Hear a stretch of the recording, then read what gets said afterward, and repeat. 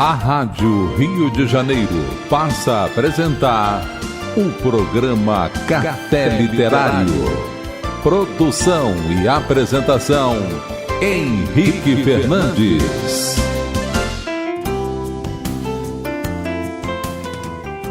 Prezado ouvinte, dando sequência à nossa série Os Afetos que Curam, hoje nós vamos falar sobre o berço dos vínculos, os primeiros afetos e a construção do nicho seguro. Qual é a nossa proposta?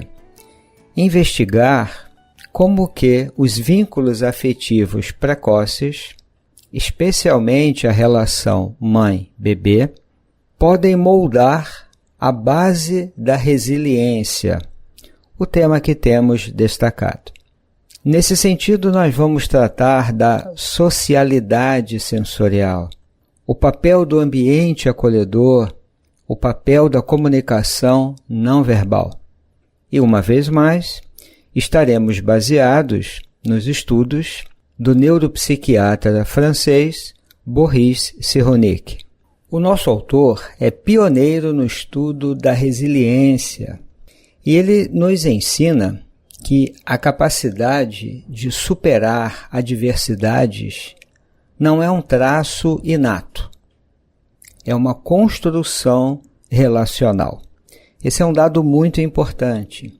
Como ele diz na obra Os Patinhos Feios, de 2001, lá no finalzinho do livro, para sermos mais exatos, na conclusão, num dado momento ele destaca que a resiliência é um processo, um conjunto de fenômenos harmonizados em que o sujeito se esgueira para dentro de um contexto afetivo, social e cultural. Aí ele prossegue afirmando assim: a resiliência é a arte de navegar nas torrentes. Essa frase dele é clássica. A arte de navegar nas torrentes. Ele explica o seguinte: um trauma empurrou o sujeito em uma direção que ele gostaria de não tomar. Mas, uma vez que caiu numa correnteza que o faz rolar e o carrega para uma cascata de ferimentos, o resiliente deve apelar aos recursos internos impregnados em sua memória, deve brigar para não se deixar arrastar pela inclinação natural dos traumatismos que o fazem navegar aos trambolhões, de golpe em golpe, até o momento em que uma mão estendida lhe ofereça um recurso externo, uma relação afetiva, uma instituição social ou cultural que lhe permita a superação. Fica muito claro que resiliência, sendo essa arte de navegar em torrentes, é um trabalho relacional. Não é como se pensa hoje, a partir de algumas visões um tanto reducionistas, de que tudo depende exclusivamente da boa vontade ou da força de vontade da pessoa. Sim, é claro que a motivação pessoal para superar uma dor, um trauma, uma adversidade é algo que temos que considerar. Mas como que uma pessoa ferida, uma pessoa machucada, de poucos recursos internos, pode conseguir superar uma dor sozinha? Hoje, portanto, nós vamos falar sobre as bases da resiliência, o berço dos vínculos. E vamos, uma vez mais, destacar essa ideia fundamental. Essa capacidade de superar as dores, os traumas, as adversidades, não é exatamente um traço inato. Quer dizer, isso já nasce com a pessoa. Pode ser que alguns já tenham isso, mas não é a regra. Na visão do nosso autor, trata-se de uma construção relacional. Portanto, é algo que se constrói na relação humana, através dos vínculos afetivos, do apoio social, do apoio coletivo. Porque, na verdade, tudo começa no berço dos vínculos. Esses primeiros laços afetivos entre o bebê e os seus cuidadores. Nem sempre a mãe biológica, o pai biológico, é aquele que tem o papel de acolher e de cuidar. Como que esses vínculos iniciais, precoces, moldam a base da resiliência, que é essa capacidade de superar as adversidades, uma vez instalada a dor, o trauma, a ferida. E Boris Cyrulnik tem uma formação na área da etologia, que é exatamente o estudo científico do comportamento animal, incluindo os homens, no seu ambiente natural. Cyrulnik tem um olhar cuidadoso para esses aspectos revelados pela etologia e, como neuropsiquiatra, ele consegue integrar esses dados e nos oferecer uma compreensão muito lúcida do processo da resiliência humana. Portanto, ele consegue integrar a etologia, a psicologia do desenvolvimento e outros conceitos, incluindo a psicanálise. Eu penso que se trata de uma abordagem, de uma teoria muito sólida e que pode nos ajudar a compreender alguns processos do ser humano, especialmente quando lidamos com a dor, com o trauma, com o sofrimento. Como já dissemos, e ele fala disso, tudo começa no berço dos vínculos. Esses primeiros vínculos, eles são construídos através de um diálogo sensorial. Não é só um diálogo com palavras, também, mas é o diálogo que envolve os sentidos. É uma interação sensorial. O toque, o olhar, uma sincronia rítmica. É quando a mãe, o pai, o cuidador, e evidentemente destaca-se o papel da mãe, ela entra num processo de sincronia de ritmos. É respirar com o bebê, abraçar esse bebê. Poeticamente falando, quando os corações estão unidos, vinculados, esse diálogo, essa interação sensorial que tem múltiplas dimensões, isso vem muito antes da linguagem verbal. Antes da criança em condições normais de desenvolvimento, antes dela aprender a falar, se comunicar com palavras, esse vínculo, esse conjunto de experiências sensoriais e afetivas já estão ajudando a construir essa pessoa e a capacidade de resiliência. Cyrulnik usa um verbo interessante que é tecer a afetividade. O vínculo com o bebê vai, portanto, tecendo essa afetividade. Essa ideia de tecer a afetividade, o vínculo afetivo, isso está alinhado com a construção de laços, ou, como se fala na psicologia, o apego. Apego é isso, é um vínculo. E isso vem muito antes da linguagem verbal complexa. Esse diálogo sensorial de corpos precede a linguagem verbal, a fala, porque muito antes das palavras, os corpos se tocam, registram inúmeras experiências sensoriais, os olhares, os ritmos. Essa é a base da construção do apego, quer dizer, é o vínculo seguro que está se construindo com a criança, com o bebê. Há uma expressão que ele utiliza que é a socialidade sensorial. O que isso significa? Socialidade é essa capacidade inata, isso sim é inato. A capacidade inata que também pode ser desenvolvida, aprimorada, de criar laços sociais. A base da construção da resiliência está nessa capacidade de criar laços sociais. Nós já nascemos com uma predisposição biológica para a socialidade.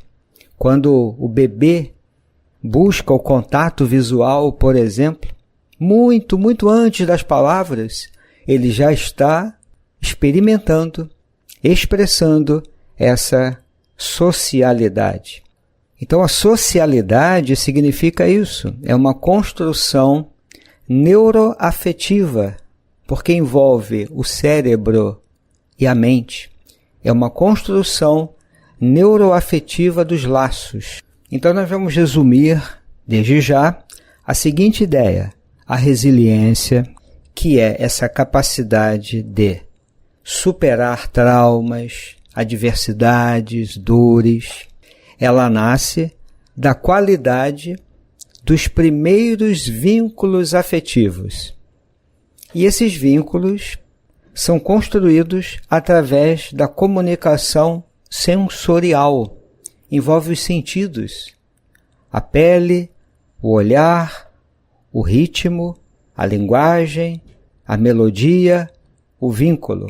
Tudo isso bem antes da linguagem verbal. E na qualidade de um especialista em etologia, como já explicamos, ele nos mostra que até mesmo animais, como macacos, pássaros, eles dependem desses estímulos para sobreviver e para se vincular. O toque, a sincronia rítmica, isso é vital. E isso não está separado de uma fisiologia, de processos fisiológicos que são ativados e que ajudam o desenvolvimento cerebral e afetivo dessa criança. Essa ideia da sincronia rítmica é muito interessante porque esses movimentos compartilhados, como por exemplo, balançar o bebê no colo, a gente não balança de qualquer jeito. Tem um ritmo, tem um movimento. E parece que a pessoa faz isso, o adulto, o cuidador, naturalmente, espontaneamente. Sim, porque tem uma base biológica para isso. Esse movimento compartilhado de balançar o bebê no colo, isso cria como que um ritmo comum, uma aliança. Esta é uma base fundamental para a segurança emocional. É a base de um vínculo seguro. Então, quando ocorrem falhas nessas etapas precoces, seja por negligência ou algum outro comportamento inadequado, o bebê pode internalizar um modelo inseguro de relacionamento. Isso pode afetar a sua resiliência futura. Há caminhos para lidarmos com isso. O nosso autor, ele vai dizer uma coisa muito importante, que é sobre a resiliência. Como temos falado, não é superar sozinho um problema, uma dificuldade.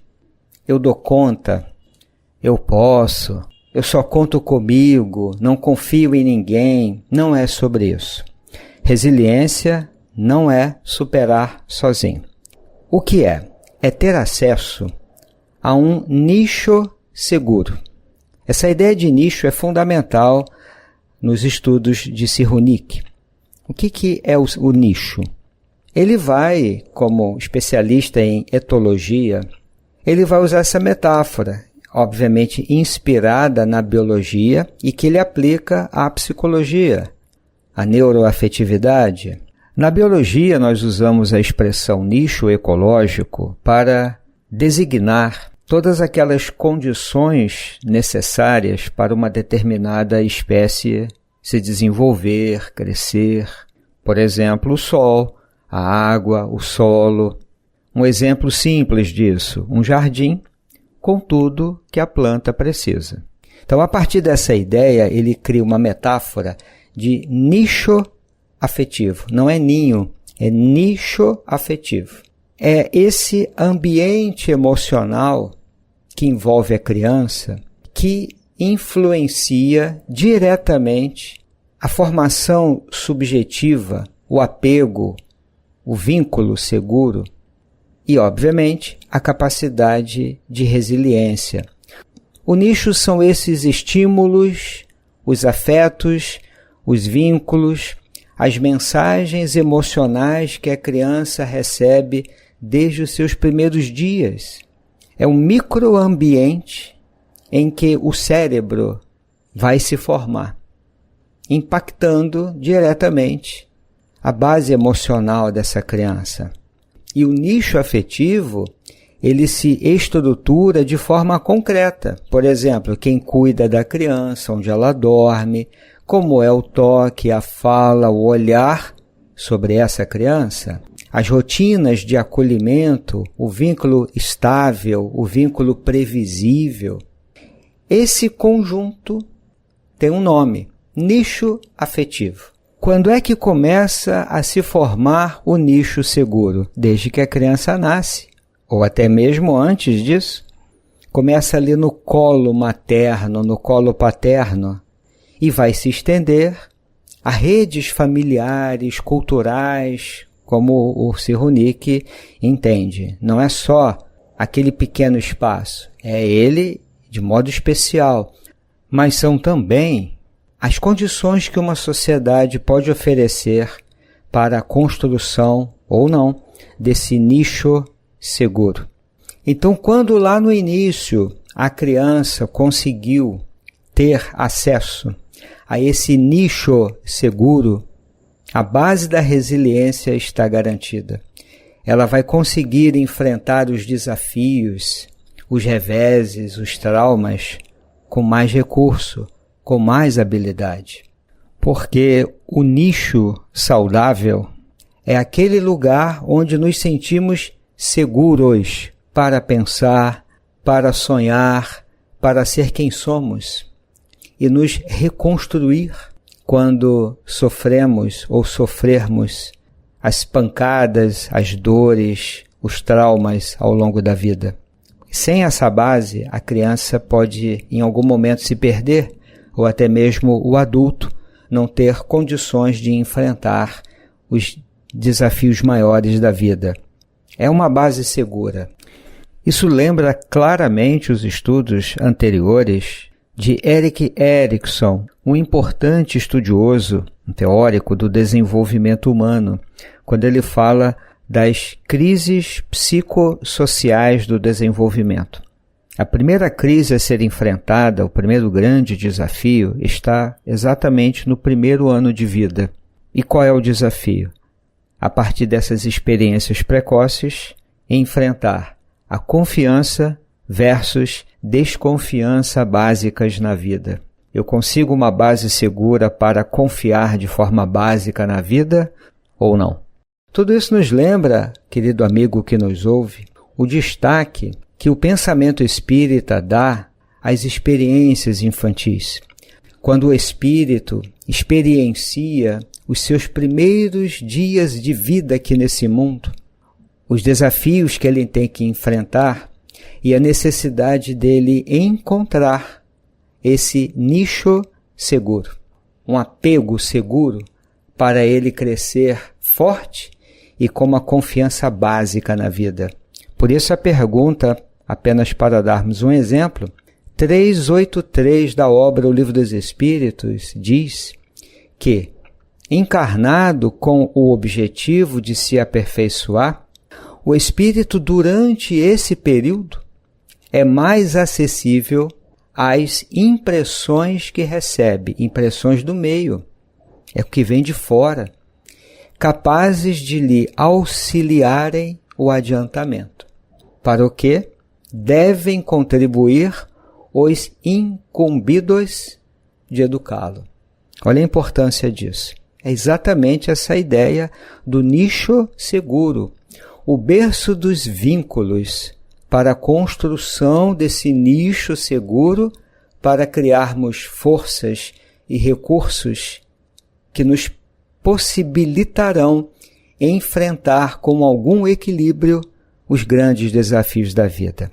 Penso que não foi por outra razão que mais tarde Allan Kardec afirma em Revista Espírita que os primeiros médicos da alma dos filhos são os pais.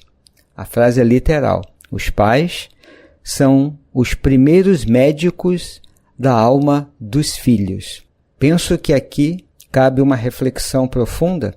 Médico é aquele que ajuda no processo da cura, é aquele que ajuda a ativar recursos. Médico aqui no sentido do terapeuta, do curador, daquele que estimula, que orienta, que acolhe, que resgata recursos interiores, ou aquele que ajuda a criar recursos interiores para que a pessoa possa se curar, se equilibrar, retomar o curso do seu desenvolvimento após os traumas e as feridas. Esse é o conceito de resiliência. Ou ainda repetindo, é aquele que vai nos ajudar como um tutor de resiliência a navegar em torrentes.